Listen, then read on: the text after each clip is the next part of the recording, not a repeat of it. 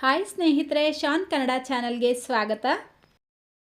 ಇವತ್ತು ತುಂಬಾನೇ ಫೇಮಸ್ ಆಗಿರುವಂಥ ವಿದ್ಯಾರ್ಥಿ ಭವನದಲ್ಲಿ ಸಿಗುವಂಥ ಮಸಾಲೆ ದೋಸೆ. ಈ ದೋಸೆ ಮೇಲ್ಗಡೆ ಗರ್ಗರಿಯಾಗಿ ಒಳಗಡೆ ಸಾಫ್ಟ್ ಆಗಿ ನೋಡೋದಕ್ಕೂ ಚೆನ್ನಾಗಿರುತ್ತೆ.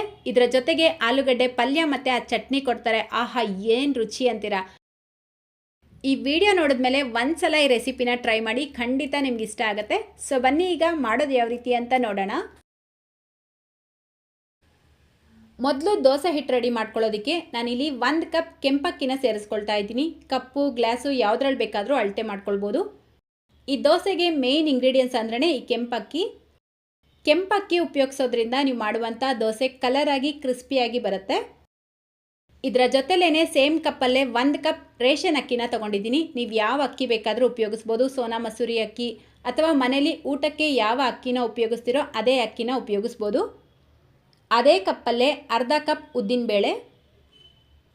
ಉದ್ದಿನಬೇಳೆ ಎಷ್ಟು ತೊಗೊಂಡಿರ್ತೀರೋ ಅದೇ ಕಪ್ಪಲ್ಲೇ ಅರ್ಧ ಕಪ್ ಗಟ್ಟಿ ಅವಲಕ್ಕಿ, 1 ಟೀ ಸ್ಪೂನ್ ಮೆಂತ್ಯ ಕಾಳು, 2 ಟೀ ಸ್ಪೂನ್ ಕಡಲೆಬೇಳೆ ಸೇರಿಸ್ಕೊಳ್ಳೋದ್ರಿಂದನೂ ನೀವು ಮಾಡುವಂಥ ದೋಸೆ ಕ್ರಿಸ್ಪಿಯಾಗಿ ಬರುತ್ತೆ. ಈಗ ಇದನ್ನು ಚೆನ್ನಾಗಿ ತೊಳೆದು ನೆನೆಸಿಡಬೇಕು.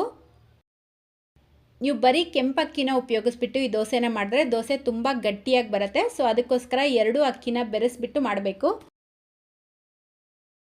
ಈಗ ಇದನ್ನು ಮಿನಿಮಮ್ 4 ರಿಂದ 5 ಗಂಟೆ ನೆನೆಸಿಡಬೇಕು.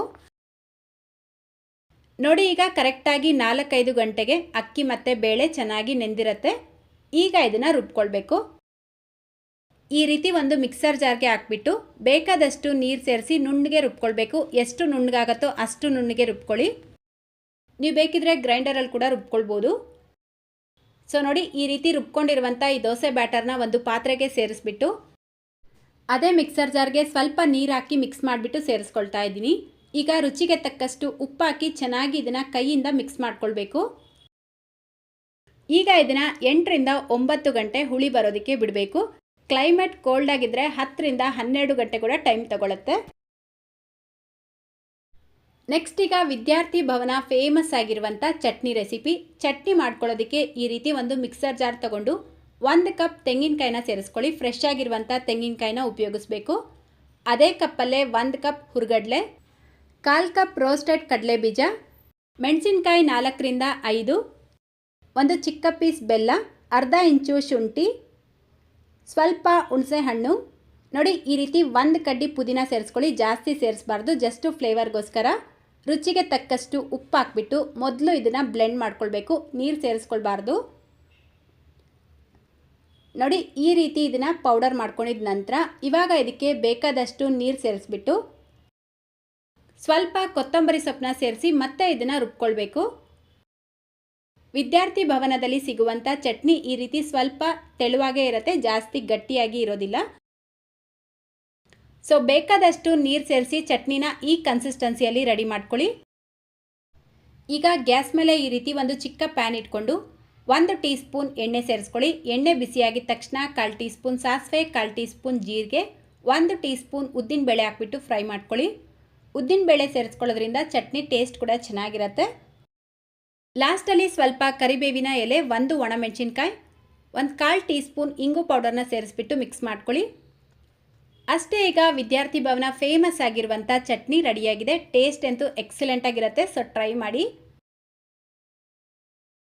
ನೆಕ್ಸ್ಟ್ ಈಗ ಆಲೂಗಡ್ಡೆ ಪಲ್ಯ ಮಾಡ್ಕೊಳ್ಳೋಣ. ಸೊ ಆಲೂಗಡ್ಡೆ ಪಲ್ಯ ಮಾಡ್ಕೊಳ್ಳೋದಕ್ಕೆ ಈ ರೀತಿ ಒಂದು ಕುಕ್ಕರ್ಗೆ ಮೀಡಿಯಮ್ ಸೈಜ್ದು 4 ಆಲೂಗಡ್ಡೆನ ಸಿಪ್ಪೆ ತೆಗೆದುಬಿಟ್ಟು ಕಟ್ ಮಾಡಿ ಸೇರಿಸ್ಕೊಂಡಿದ್ದೀನಿ. ಇದಕ್ಕೇನೆ 1 ಕಪ್ ನೀರು ಸೇರಿಸ್ಬಿಟ್ಟು ಅರ್ಧ ಟೀ ಸ್ಪೂನ್ ಉಪ್ಪು, 1/4 ಟೀ ಸ್ಪೂನ್ ಅರಿಶಿನ ಸೇರಿಸಿ ಲಿಡ್ನ ಕ್ಲೋಸ್ ಮಾಡಿ ಮೀಡಿಯಂ ಫ್ಲೇಮಲ್ಲೇ 4 ವಿಷಲ್ ಕೂಗಿಸ್ಕೊಳ್ಬೇಕು. ನೋಡಿ, ಕರೆಕ್ಟಾಗಿ 4 ವಿಷಲ್ ಕೂಗಿಸ್ಕೊಂಡಿದ್ದೀನಿ. ಆಲೂಗಡ್ಡೆ ನುಣ್ಣಗೆ ಬೆಂದಿರಬೇಕು. ಈಗ ಇದರಲ್ಲಿರುವಂಥ ನೀರನ್ನ ಸಪ್ರೇಟ್ ಮಾಡಿಬಿಟ್ಟು ಈ ಆಲೂಗಡ್ಡೆನ ಈ ರೀತಿಯಾದಂಥ ಒಂದು ಮ್ಯಾಶರ್ ತಗೊಂಡು ಚೆನ್ನಾಗಿ ಮ್ಯಾಶ್ ಮಾಡಿ ತೆಗೆದಿಟ್ಕೊಳ್ಳಿ. ನೋಡಿ, ಈ ರೀತಿ ನುಣ್ಣಗೆ ಮ್ಯಾಶ್ ಮಾಡ್ಕೊಳ್ಬೇಕು. ನಂತರ ಈಗ ಗ್ಯಾಸ್ ಮೇಲೆ ಒಂದು ಪ್ಯಾನ್ ಇಟ್ಕೊಂಡು 3 ಟೇಬಲ್ ಸ್ಪೂನ್ ಎಣ್ಣೆ ಸೇರಿಸ್ಕೊಳ್ಳಿ. ಎಣ್ಣೆ ಬಿಸಿಯಾಗಿದ ತಕ್ಷಣ ಇದಕ್ಕೆ ಅರ್ಧ ಟೀ ಸ್ಪೂನ್ ಸಾಸಿವೆ ಸಿಡಿಯೋಕ್ಕೆ ಶುರುವಾಗಿದ್ದ ತಕ್ಷಣ 1/4 ಟೀ ಸ್ಪೂನ್ ಜೀರಿಗೆ, 1 ಟೀ ಸ್ಪೂನ್ ಕಡಲೆಬೇಳೆ, 1 ಟೀ ಸ್ಪೂನ್ ಉದ್ದಿನಬೇಳೆ ಸೇರಿಸ್ಬಿಟ್ಟು ಫ್ರೈ ಮಾಡ್ಕೊಳ್ಳಿ. ನೀವು ಬೇಕಿದ್ರೆ ಗೋಡಂಬಿ ಕೂಡ ಸೇರಿಸ್ಕೊಳ್ಬೋದು, ಇನ್ನೂ ಟೇಸ್ಟಿಯಾಗಿರುತ್ತೆ. ಕಡಲೆಬೇಳೆ ಉದ್ದಿನಬೇಳೆ ಕಲರ್ ಈ ರೀತಿ ಲೈಟಾಗಿ ಚೇಂಜ್ ಆಗಿದ ತಕ್ಷಣ ಇದಕ್ಕೆ ಮೀಡಿಯಂ ಸೈಜ್ದು 2 ಈರುಳ್ಳಿನ ಸೇರಿಸ್ಕೊಂಡು ಫ್ರೈ ಮಾಡ್ಕೊಳ್ಬೇಕು. ಈರುಳ್ಳಿ ಟ್ರಾನ್ಸ್ಪರೆಂಟ್ ಆದರೆ ಸಾಕು, ತುಂಬ ಜಾಸ್ತಿ ಹೊತ್ತು ಫ್ರೈ ಮಾಡ್ಕೊಳ್ಬಾರ್ದು. ಈಗ ಇದಕ್ಕೆ ಸ್ವಲ್ಪ ಕರಿಬೇವಿನ ಎಲೆ, ಮೆಣಸಿನ್ಕಾಯಿ 4, ಅರ್ಧ ಇಂಚು ಶುಂಠಿನ ತುರಿದ್ಬಿಟ್ಟು ಸೇರಿಸ್ಕೊಂಡು ಫ್ರೈ ಮಾಡ್ಕೊಳ್ಬೇಕು. ನೋಡಿ ಈ ರೀತಿ ಫ್ರೈ ಮಾಡ್ಕೊಂಡಿದ ನಂತರ ಇದಕ್ಕೆ 1/4 ಟೀ ಸ್ಪೂನ್ ಅರಿಶಿನ ಸೇರಿಸ್ಬಿಟ್ಟು ಮಿಕ್ಸ್ ಮಾಡ್ಕೊಳ್ಳಿ. ಅರಿಶಿನ ಇವಾಗಲೇ ಹಾಕ್ಬಿಟ್ಟು ಮಿಕ್ಸ್ ಮಾಡ್ಕೊಳ್ಳೋದ್ರಿಂದ ಪಲ್ಯ ಕಲರ್ ಕೂಡ ಚೆನ್ನಾಗಿ ಬರುತ್ತೆ. ಈಗ ಇದಕ್ಕೆ 4 ರಿಂದ 5 ಟೇಬಲ್ ಸ್ಪೂನಷ್ಟು ನೀರು ಹಾಕ್ಬಿಟ್ಟು ಮಿಕ್ಸ್ ಮಾಡ್ಕೊಳ್ತಾ ಇದ್ದೀನಿ. ನಾವು ಸೇರಿಸಿರುವಂಥ ಈರುಳ್ಳಿ ಬಣ್ಣ ಚೇಂಜ್ ಆಗಬಾರ್ದಲ್ವಾ, ಸೊ ಅದಕ್ಕೋಸ್ಕರ ಒಂಚೂರು ನೀರು ಹಾಕ್ಕೊಳ್ಬೇಕು. ಇದರ ಜೊತೆಗೇ 1/4 ಟೀ ಸ್ಪೂನ್ ಉಪ್ಪು ಹಾಕ್ಬಿಟ್ಟು ಮಿಕ್ಸ್ ಮಾಡ್ಕೊಳ್ತಾ ಇದ್ದೀನಿ. ಆಲೂಗಡ್ಡೆ ಬೇಯಿಸಬೇಕಾದ್ರೂ ಉಪ್ಪು ಹಾಕಿರ್ತೀರ, ಸೊ ಇವಾಗ ಸ್ವಲ್ಪ ಕಡಿಮೆನೇ ಸೇರಿಸ್ಕೊಳ್ಳಿ.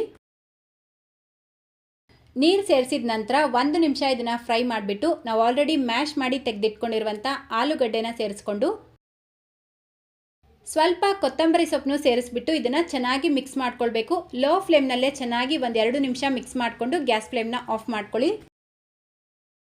ಅಷ್ಟೇ, ಈಗ ತುಂಬ ಟೇಸ್ಟಿಯಾಗಿರುವಂಥ ಆಲೂಗಡ್ಡೆ ಪಲ್ಯ ರೆಡಿಯಾಗಿದೆ. ಈಗ ನೆಕ್ಸ್ಟ್ ಡೇ ಬೆಳಗ್ಗೆ ದೋಸೆ ಹಿಟ್ಟು ನೋಡ್ಬೋದು ಎಷ್ಟು ಚೆನ್ನಾಗಿ ಹುಳಿ ಬಂದಿದೆ ಅಂತ. ಈ ರೀತಿ ಚೆನ್ನಾಗಿ ಹುಳಿ ಬಂದಾಗ ಮಾತ್ರ ನೀವು ಮಾಡುವಂಥ ದೋಸೆ ಕ್ರಿಸ್ಪಿಯಾಗೂ ಇರುತ್ತೆ, ಟೇಸ್ಟಿಯಾಗೂ ಇರುತ್ತೆ. ಈಗ ಇದನ್ನು ಒಂದ್ಸಲ ನೀಟಾಗಿ ಮಿಕ್ಸ್ ಮಾಡಿಕೊಂಡು ಅರ್ಧ ಟೀ ಸ್ಪೂನ್ ಸಕ್ಕರೆ ಸೇರಿಸ್ಬಿಟ್ಟು ಮಿಕ್ಸ್ ಮಾಡ್ಕೊಳ್ಳಿ. ಸಕ್ಕರೆ ಸೇರಿಸ್ಕೊಳ್ಳೋದ್ರಿಂದ ನೀವು ಮಾಡುವಂಥ ದೋಸೆ ಕಲರ್ ಚೆನ್ನಾಗಿ ಬರುತ್ತೆ. ಬ್ಯಾಟರ್ ತುಂಬ ಗಟ್ಟಿ ಇತ್ತು ಅಂತ ಅನಿಸಿದ್ರೆ ಒಂಚೂರು ನೀರು ಹಾಕ್ಬಿಟ್ಟು ಮಿಕ್ಸ್ ಮಾಡ್ಕೊಳ್ಳಿ. ನೋಡಿ ಕನ್ಸಿಸ್ಟೆನ್ಸಿ ಇದೇ ರೀತಿಯೇ ಇರಬೇಕು, ಜಾಸ್ತಿ ತೆಳುವಾಗೂ ಮಾಡ್ಕೊಳ್ಬಾರ್ದು. ಇಡ್ಲಿ ಹಿಟ್ಟಿಗಿಂತ ಈ ದೋಸೆ ಹಿಟ್ಟು ಸ್ವಲ್ಪ ತೆಳುವಾಗೇ ಇರಬೇಕು. ಇದಕ್ಕೆ ಸೋಡಾ ಎಲ್ಲ ಸೇರಿಸ್ಕೊಳ್ಬಾರ್ದು. ಈಗ ದೋಸೆ ಹಿಟ್ಟು ರೆಡಿಯಾಗಿದೆ, ದೋಸೆ ಮಾಡ್ಕೊಳ್ಳೋಣ. ದೋಸೆ ಮಾಡ್ಕೊಳ್ಳೋದಕ್ಕೆ ಮುಂಚೆ ತವಾನ ಹೈ ಫ್ಲೇಮಲ್ಲಿ ಚೆನ್ನಾಗಿ ಬಿಸಿ ಮಾಡ್ಕೊಳ್ಳಿ. ಚೆನ್ನಾಗಿ ಬಿಸಿಯಾಗಿರುವಂಥ ಈ ತವಾ ಮೇಲ್ಗಡೆ ಸ್ವಲ್ಪ ನೀರು ಚಿಮ್ಕಿಸ್ಬಿಟ್ಟು 1 ರಿಂದ 1.5 ಸೌಟಷ್ಟು ದೋಸೆ ಹಿಟ್ಟು ಹಾಕ್ಬಿಟ್ಟು ನೋಡಿ ಈ ರೀತಿ ಲೈಟಾಗಿ ಸ್ಪ್ರೆಡ್ ಮಾಡ್ಕೊಳ್ಳಿ. ಈ ದೋಸೆ ತುಂಬ ತೆಳುವಾಗಿರೋದಿಲ್ಲ, ಸ್ವಲ್ಪ ಮಂದವಾಗೇ ಇರುತ್ತೆ. ಅಂದರೆ ಒಳಗಡೆ ಸಾಫ್ಟಾಗಿ ಮೇಲೆ ಕ್ರಿಸ್ಪಿಯಾಗಿರುತ್ತೆ.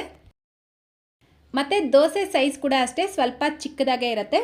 ಸೊ ಈ ಸೈಜಲ್ಲೇ ದೋಸೆನ ಮಾಡಿಕೊಂಡು ಮೀಡಿಯಂ ಫ್ಲೇಮಲ್ಲೇ ಬೇಯಿಸ್ಕೊಳ್ಬೇಕು. ಇದರ ಮೇಲ್ಗಡೆ ಈಗ 1 ಟೀ ಸ್ಪೂನ್ ಎಣ್ಣೆ ಹಾಕ್ಬಿಟ್ಟು ನಂತರ ಸ್ವಲ್ಪ ಬಟರ್ ಹಾಕ್ಕೊಳ್ತಾ ಇದ್ದೀನಿ. ನೀವು ಬೇಕಿದ್ರೆ ಪೂರ್ತಿ ಬಟರ್ ಕೂಡ ಉಪಯೋಗಿಸ್ಬೋದು, ಅಥವಾ ತುಪ್ಪ ಬೇಕಿದ್ರೂ ಉಪಯೋಗಿಸ್ಬಿಟ್ಟು ದೋಸೆನ ಮಾಡ್ಬೋದು. ಆದರೆ ಹೋಟೆಲ್ನಲ್ಲಿ ಕೊಡುವಂಥ ದೋಸೆಗೆ ಅವರು ಬಟರ್ ಉಪಯೋಗಿಸಿ ಮಾಡ್ತಾರೆ. ಈಗ ಮೀಡಿಯಂ ಫ್ಲೇಮಲ್ಲೇ ಈ ತವನ ಈ ರೀತಿ ತಿರುಗಿಸ್ಕೊಳ್ತಾ ಬೇಯಿಸ್ಕೊಳ್ಬೇಕು. ಆವಾಗ ದೋಸೆ ಎಲ್ಲ ಕಡೆ ಒಂದೇ ಕಲರ್ ಬರುತ್ತೆ. ಸೊ ನೋಡಿ ದೋಸೆ ಕಲರ್ ಈ ರೀತಿ ಚೇಂಜ್ ಆಗಿದ ತಕ್ಷಣ ಇದನ್ನು ಉಲ್ಟಾ ಮಾಡಿ ಹಾಕ್ಕೊಳ್ಳಿ. ವಾವ್, ದೋಸೆ ಕಲರ್ ನೋಡಿ ಎಷ್ಟು ಸಕ್ಕತ್ತಾಗಿದೆ ಅಂತ. ನಿಮಗೆ ದೋಸೆ ಇದಕ್ಕಿಂತ ಇನ್ನೂ ಕ್ರಿಸ್ಪಿಯಾಗಿದ್ದರೆ ಇಷ್ಟ ಆಗುತ್ತೆ ಅಂದರೆ ಲೋ ಫ್ಲೇಮ್ನಲ್ಲೇ ಮಾಡ್ಕೊಳ್ಳಿ. ಸೊ ನೋಡಿ ಜಸ್ಟ್ 1 ನಿಮಿಷ ಇದನ್ನು ಬೇಯಿಸ್ಕೊಂಡು ಮತ್ತೆ ಉಲ್ಟಾ ಮಾಡಿ ಹಾಕಿ ನಾವು ಆಲ್ರೆಡಿ ರೆಡಿ ಮಾಡಿ ಇಟ್ಕೊಂಡಿರುವಂಥ ಆಲೂಗಡ್ಡೆ ಪಲ್ಯನ ಈ ರೀತಿ ಒಂದು ಸೈಡ್ಗೆ ಇಟ್ಕೊಂಡು ದೋಸೆನ ಮಧ್ಯಕ್ಕೆ ಫೋಲ್ಡ್ ಮಾಡ್ಕೊಳ್ಬೇಕು. ಈ ದೋಸೆನ ಈ ರೀತಿ ನಿಧಾನಕ್ಕೆ ಫೋಲ್ಡ್ ಮಾಡಿಕೊಂಡ್ರೆ ವಿದ್ಯಾರ್ಥಿ ಭವನದಲ್ಲಿ ಸಿಗುವಂಥ ಕ್ರಿಸ್ಪಿ ಆ್ಯಂಡ್ ಟೇಸ್ಟಿ ದೋಸೆ ರೆಡಿಯಾಗುತ್ತೆ. ನೆಕ್ಸ್ಟ್ ದೋಸೆ ಮಾಡ್ಕೊಳ್ಳೋದಕ್ಕೆ ಮುಂಚೆ ತವಾನ ಮತ್ತೆ ಚೆನ್ನಾಗಿ ಬಿಸಿ ಮಾಡ್ಕೊಂಡಿದ್ದ ನಂತರನೇ ಮಾಡ್ಕೊಳ್ಬೇಕು. ಈಗಾಗಲೇ ನಮ್ಮ ಚಾನಲ್ನಲ್ಲಿ ಮಸಾಲೆ ದೋಸೆ, ದಾವಣಗೆರೆ ಬೆಣ್ಣೆ ದೋಸೆ ಯಾವ ರೀತಿ ಮಾಡೋದು ಅಂತ ವಿಡಿಯೋ ಶೇರ್ ಮಾಡಿದ್ದೀನಿ. ಆ ವಿಡಿಯೋ ಲಿಂಕ್ ಡಿಸ್ಕ್ರಿಪ್ಷನ್ ಬಾಕ್ಸಲ್ಲಿ ಕೊಟ್ಟಿರ್ತೀನಿ, ನೀವು ನೋಡ್ಬೋದು. ಸೊ ದೋಸೆ ಬಿಸಿ ಬಿಸಿ ಇರಬೇಕಾದ್ರೇ ನಾವು ರೆಡಿ ಮಾಡ್ಕೊಂಡಿರುವಂಥ ಚಟ್ನಿ ಮತ್ತು ಆಲೂಗಡ್ಡೆ ಪಲ್ಯ ಜೊತೆಲಿ ಟೇಸ್ಟ್ ಮಾಡಿ ಸೂಪರಾಗಿರುತ್ತೆ. ನಿಮಗೆ ದೋಸೆ ನೋಡಿದ್ರೇ ಗೊತ್ತಾಗ್ತಾ ಇರ್ಬೋದು ಮೇಲ್ಗಡೆ ಎಷ್ಟು ಗರ್ಗರಿಯಾಗಿದೆ ಅಂತ, ಒಳಗಡೆ ಅಷ್ಟೇ ಸಾಫ್ಟಾಗಿರುತ್ತೆ. ಟೇಸ್ಟ್ ಕೂಡ ತುಂಬ ಚೆನ್ನಾಗಿರುತ್ತೆ. ಸೊ ಮಿಸ್ ಮಾಡ್ತೀರಾ ಈ ರೆಸಿಪಿನ, ನೀವೆಲ್ಲರೂ ಟ್ರೈ ಮಾಡ್ತೀರಾ ಅಂತ ಅಂದ್ಕೊಂಡಿದ್ದೀನಿ.